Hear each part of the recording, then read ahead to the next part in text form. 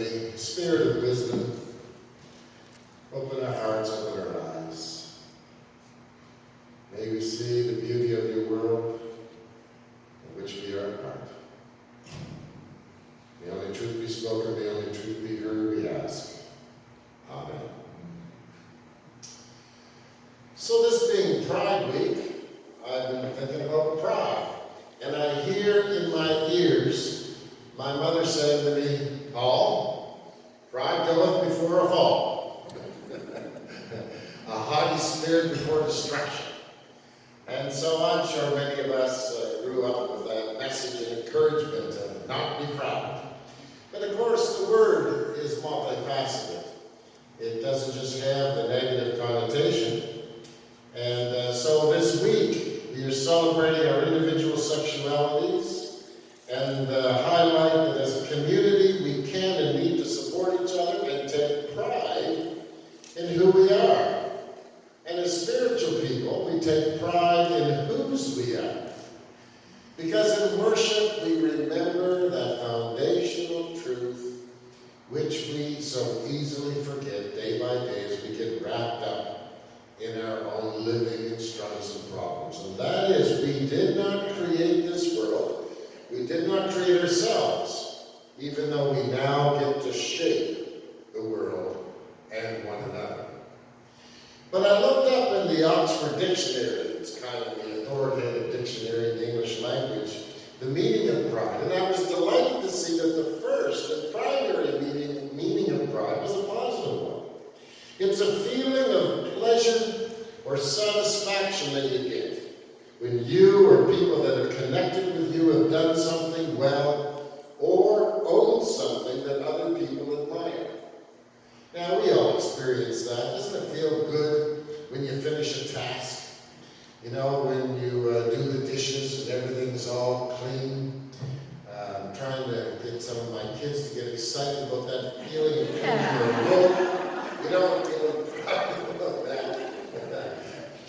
But it's cool with children, you know. You'll see them start to complain about work, but then when they bear down and do a good day's work, they feel that sense of pride, that sense of accomplishment. And we have so much to be proud of because we can all, regardless of our abilities and talents, we all can do the most important thing in the world. That is love. Paul talks about that as our great gift. We all know that passage. You know, if you can move mountains with your faith but don't have love, it doesn't mean anything. If you give your body to be burned and don't have love, it doesn't mean anything. If you can talk eloquently but don't have love, it doesn't mean anything. So he's saying focus in on the greatest gift we've all been given. Every one of us have that capacity to be kind, respectful and fair, encourage people, move the world forward. And so we must own this incredible reality, the life we've been given and the opportunity for love. And to realize that that's a part of what we call the divine. God's not just out there. God's in here. And so recognizing this and recognizing that all this is a gift, all the beauty around us, all the opportunities we have, all the love in our lives, it's a gift we did not earn. In the Christian language, we call it grace. It's a grace. And so when we soak in that, our fears and our anxieties and our frustrations start to just kind of strip off, and we are left with a heart of gratitude. And that's what good religion is all about. The mystery we call God has given us life, and the sacrifice of God's children down through the years before us have given us the quality of life and the human rights we enjoy. We stand on the shoulders of our forebears. And that's why Paul wrote, "May I never boast except in the cross of our Lord Jesus Christ." Why the cross of Jesus? Because it is the love of God displayed in Jesus on the cross, who represents so many others too, who've given their lives fighting for the rights and equality and caring that we enjoy in such measure in Canada. Those who sacrificed life itself to stand against evil and bring the earth closer to heaven. That's what we have to boast about. we stand on the shoulder of so many others. And as Christians, Jesus is the emblem of that sacrifice.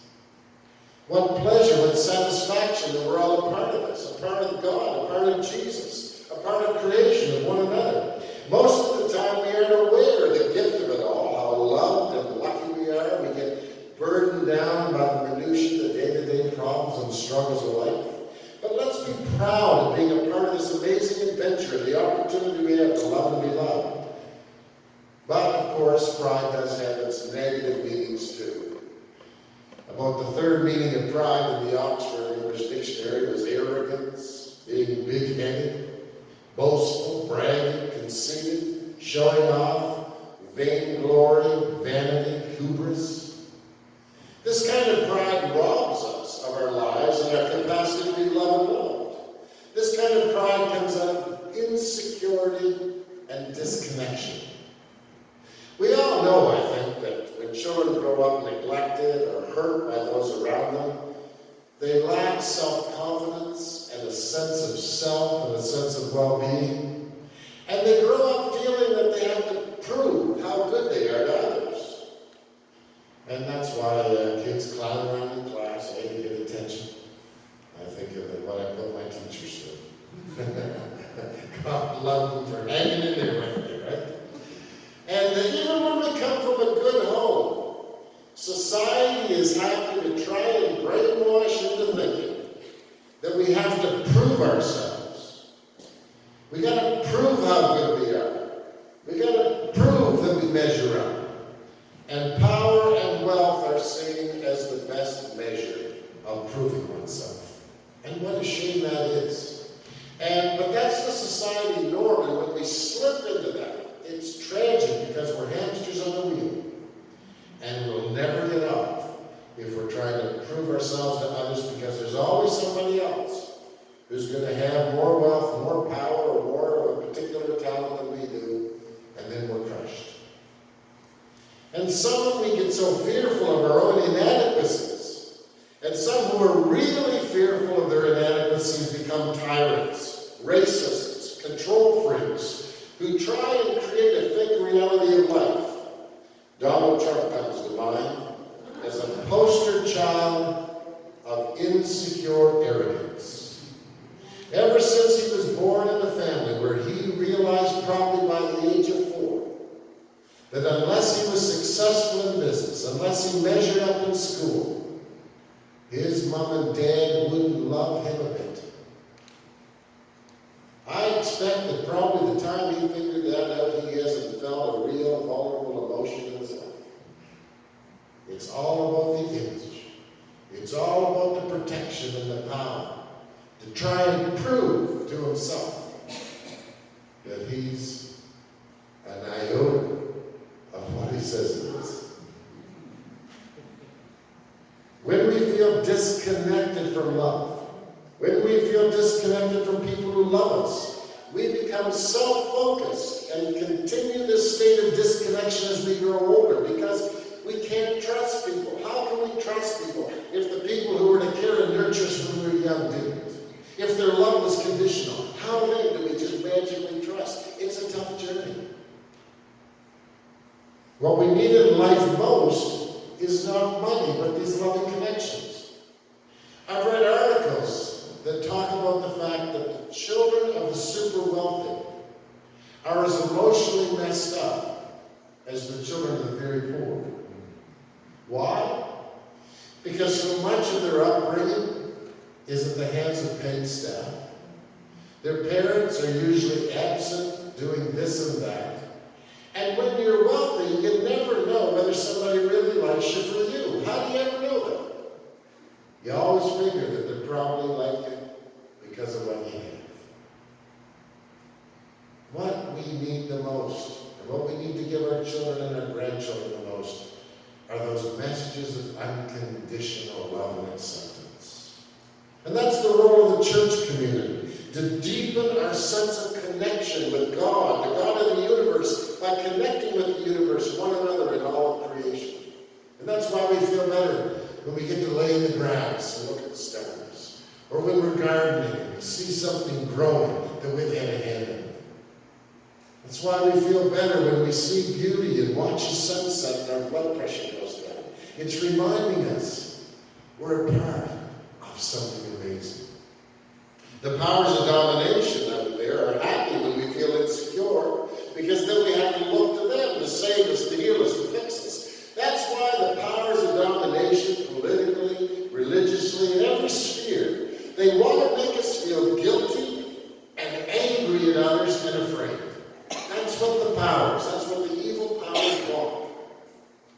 Guilt, anger, fear. Why? It disconnects us from one another. It robs us of the sense of well-being and pride that is our birthright. And Sue and I were in Italy. We saw a lot of amazing churches. In every little town of maybe only 150 people, there'd be this amazing church with artwork and statues and pillars that surpasses the Catholic and Anglican cathedrals in London. I mean, it's really remarkable. But it was also sobering for me. Sobering because it reflected the great wealth of the Roman Empire that financed them. And that's sobering because over time it's easy to see, as you see these temples after temple, church after church, it's easy to see how Christianity became more and more corrupt and evil and disconnected from that early message of Jesus. This enterprise of church buildings really began in earnest in the 1200s and was enabled by the emperor and the pope agreeing to tear down the pagan temples to build the Christian ones. I didn't realize that. But the guy pointed out, all the columns here, they're all different sizes, and they put the foundations different to make them work because they're all taken from pagan temples. Just the sort of religious war that Jesus hated. Do you remember how he hated the fact that people were taxed to put money into the temple? It just totally warps our sense of this love that Jesus was all about.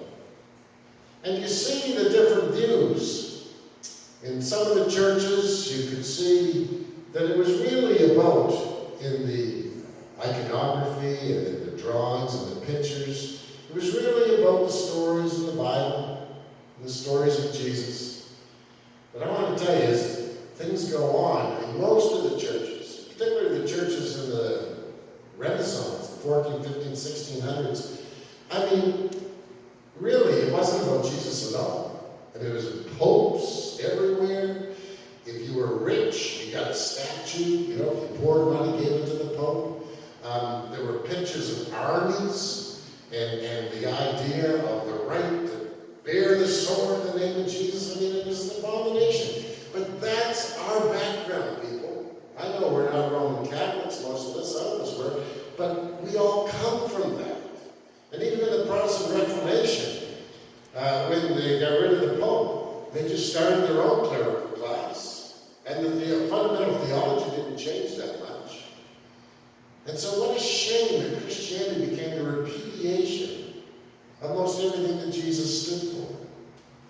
But so much of the art was done by artists, and artists are more in touch with true spirituality. And so you could see in churches, I think the earlier ones, I think Sue and I maybe disagree on this, you could see the artistry in many of the churches where the body is celebrated. There's not that sense of sin and shame. And women's breasts are bare, there's penises everywhere, there's animals, there's the green man. That's a pagan symbol in a lot of the churches, and that's a face with vines growing out of it, a sign of fertility and blessing. And so you could see that too. But then what you saw in most of the churches was just image after image of Jesus suffering on the cross, making the message very clear that you're sinners, and that's why he suffered, and you better obey us, because if you don't, you're going to go to hell. And they had some really interesting pictures of hell too. And I think Michelangelo put a pope and somebody else's picture up there that he didn't like in hell. But it's very sobering to realize how disfigured Christendom became. Now the good news is there was always in every part stage of life those who understood the true meaning of Jesus, who understood the meaning of love. There's always the minority who gets it and keeps the dream alive. And we're blessed to be a part of that today. And so we give thanks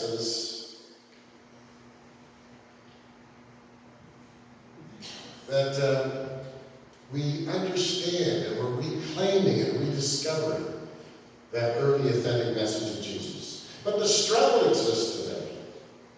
Pope Francis convened a meeting of bishops and priests recently, a synod, to try and get the church to stop condemning homosexuals. The meeting failed. And his greatest opposition came from gay priests, including members of the committee who excommunicate priests, who act out sexually at night, the practices they loudly condemn in the daytime. That's what goes on with corrupt power. They are proud in the arrogant meaning of the word and miserable inside because the lust for power to try and fill the unquenchable void of loneliness leaves us feeling isolated, depressed, angry, and alone. And that's what Proverbs is getting at with that verse my mother used to quote, pride goeth before destruction and a haughty spirit before a fall. That's what judging does. It isolates us from the divine human family through whom we experience and learn about the love of God. And that's why Paul writes, for I say through the grace that was given to me, to everyone that is among you, not to think of yourselves more highly than they ought, but to think thoughtfully, seeing as God has given to everyone a measure of faith, the ability to risk for love and do positive things and overcome evil with good. Paul's saying, don't think of yourself as better than others, but don't think of yourself as worse. We're all given a measure of grace and this faith to be a people of love. That's the early message of Jesus. That's the message that resonated and made Christianity take off. That God has given everyone a measure of faith, and with it the power to risk loving and to risk being real with one another and establishing meaningful relationships. So let's listen again as we come to the end of this sermon to our scripture reading. It's not the Christianity I grew up being taught. But now, Paul writes, it's out in the open. Through Jesus, it's revealed to everyone. God wants everyone, not just the Jews, to know this rich and glorious secret inside and out, regardless of their background, regardless of their religious standing. How inclusive is that? The mystery, in a nutshell, is this: Christ is in you. Which means that you share the glory of God. I hope that's what you probably heard. Wasn't what I probably heard. I got being heard every day about how sinful we were. So we share, Paul says, this good news of Christ with everyone in order to bring everyone into God's presence as mature individuals in union with Christ. I mean, just our name, Christians. Do you know what Christian means? Little Christ. Everything we claim for Jesus and God, we share in ourselves.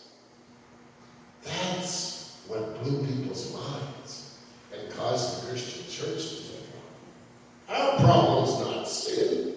God doesn't even have to punish sin because sin punishes us, because the only thing that are sins are things that harm ourselves or somebody or creation.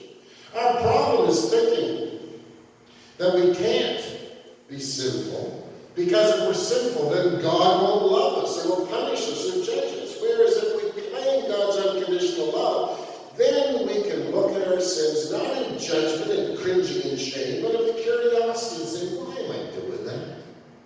I got to figure out why I'm doing that, because I need to stop doing that. We don't want to do things that hurt ourselves. We don't want to do things that harm others. But if we're filled with shame and fear, we'll never address it. We'll just suppress it, until it pops out again. That's why Jesus was always telling people, forgive. You're forgiven. Forgive others. Forgiveness is not a problem with God. And it drove the religious judging leaders crazy.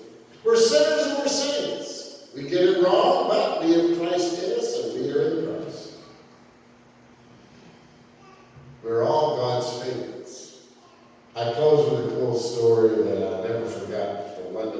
some time ago, we had a Muslim man come and speak with us. And he said, I have 2 little children.